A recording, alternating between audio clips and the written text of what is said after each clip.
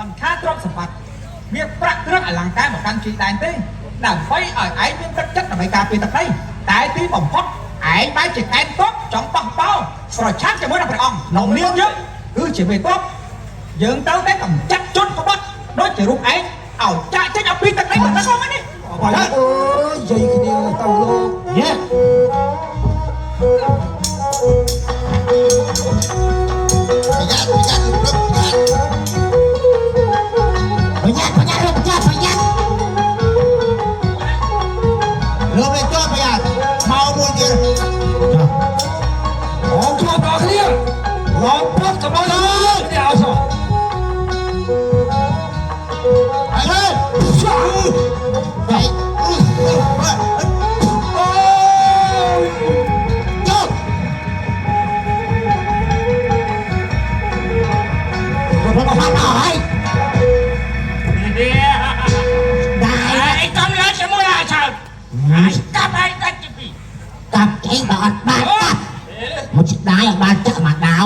Neng này chúa các bạn đi đó môi hỏi thế đi mấy tôi bị chơi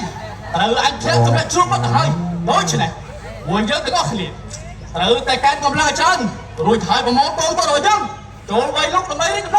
tại những cái bút thì xong ăn đấy mà này thế luôn chả rửa con cướp luôn tao đi chơi nó không ta nè ông nè lúc mới tốt con nói thay mà tên cái thẹn tầm nhẹ chứ đâu bạn ơi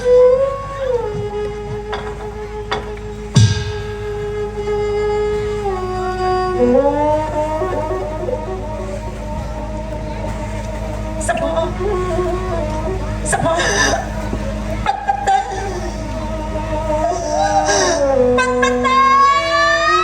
ai ta na sắp hô con ta na đâu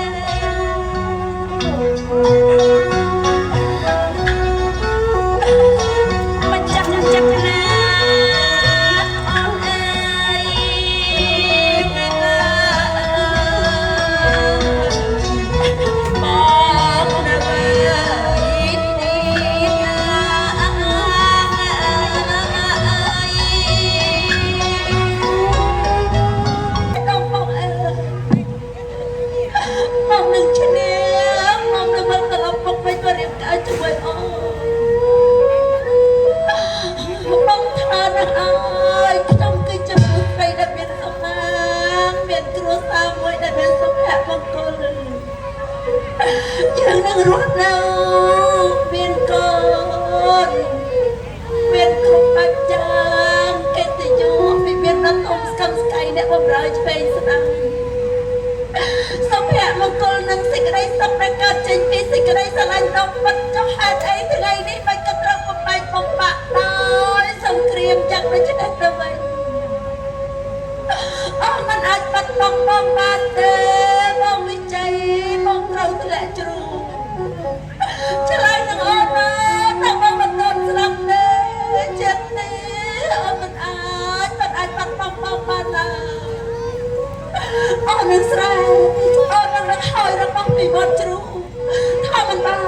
วิจัยอันนั้นมันโดนสลับป้องอันนี้ฉลาดตบจมูกขยมป้องสำเร็จเราตบฉลาดนึงขยมจะมาจีมันสังคมอาช่วยสังคมบางบ้านมันคันขยมมันใส่ใส่น้ำป้องปีบอลจรูนะฉลาดขยมบ้านนั้นมันวิจัยทำมันโดนสลับเลยมาสักวันก็ไม่สักวันได้มาสักวันก็ไม่สักวัน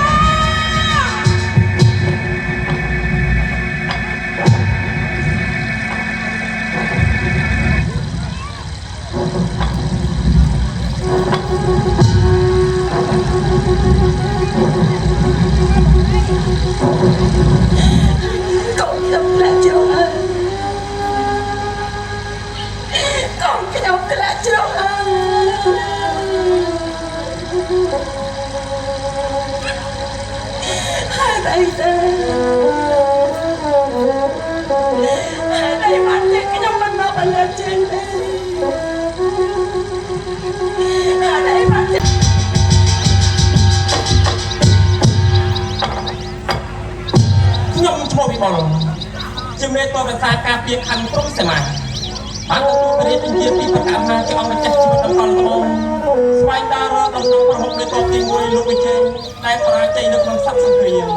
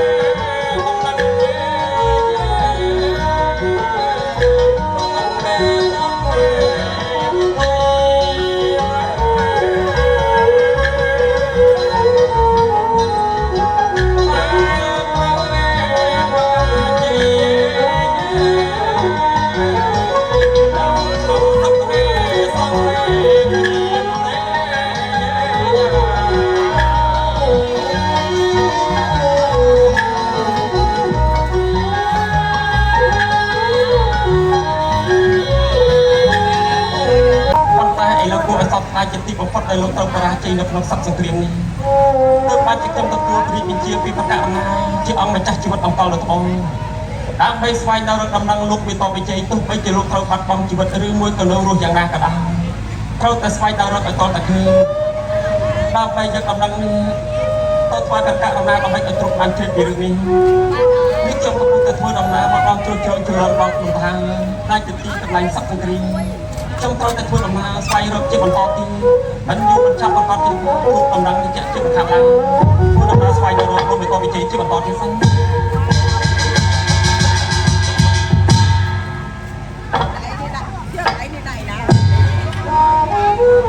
ចម្លែកអ្វីម្ល៉េះរួចចុះហេតុអ្វីបានជានៅមាត់ជ្រុងមានមនុស្សស្រីម្នាក់កំពុងទៅរងរបួសជាទម្ងន់មិនតែប៉ុណ្ណោះរងរបួសពេញខ្លួនប្រាណរបស់នាងតែម្ដងហើយមិនដឹងថានាងមានរឿងអ្វីនោះទេហើយក៏មិនដឹងថានាងបាត់បង់ជីវិតឬមួយព្រមតែសម្លាប់បាត់បង់ស្មារតីនោះទេទៅមើលនាងម្ដងទៀតទៅមើល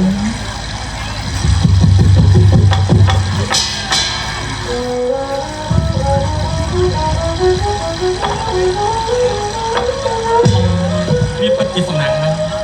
អ្វីក៏តែនាងរងរបួសជាទម្ងន់យ៉ាងណាក៏ដោយប៉ុន្តែនាងនឹងមានជីវិតរស់ទេនាងព្រមតែសម្លាប់បាត់បង់ស្មារតីតែប៉ុណ្ណោះនេះខ្ញុំគិតធ្វើយ៉ាងម៉េចទេ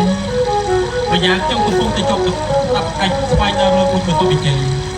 ប៉ុន្តែបើសិនជាខ្ញុំមិនជួយសង្គ្រោះសម្រាប់ជីវិតនាងក៏គ្មានអ្នកណាម្នាក់ធ្វើដំណើរឆ្លងកាត់ទីនេះនឹងជួយសង្គ្រោះជីវិតនាងបានដែរប្រសិនជានាងកំពុងតែរងរបួសហើយ